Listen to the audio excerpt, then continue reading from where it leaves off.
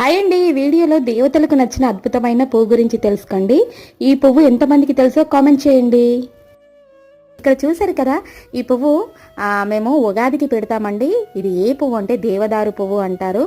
So ఈ పువ్వుని తోటి చక్కగా పందిర్లు వేస్తారు, తర్వాత పనిముట్లు పెడతారు. విశ్వకర్మ విశ్వ బ్రాహ్మణ్స్ అయితే అలాగ చేసుకుంటూ ఉంటారు. సో అమ్మ వాళ్ళు అయితే అలాగ పందిరి వేసి ఈ పువ్వుతోటి గోగు పువ్వు తీసుకొచ్చి, దేవదారు పువ్వు తీసుకొచ్చి, ఇంకా ఈ పువ్వుతో పందిరి వేసి చక్కగా పనిముట్లు, పుస్తకాలు అన్నీ పెట్టి ఉగాది రోజు చక్కగా నైవేద్యాలు పెట్టి 3 రోజులు అమావాస్య తర్వాత పాడ్యమి రోజు వచ్చే ఉగాది, తర్వాత మరుసటి రోజు దేవుణ్ణి ఎత్తుకోవడము ఇలాగ చేస్తూ ఉంటారు.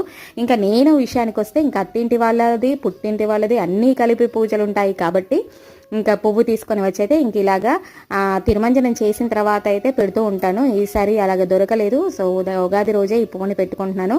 వీడియో నచ్చితే కామెంట్ చేసి సబ్స్క్రైబ్ చేసి సపోర్ట్ చేయండి. Thank you for watching.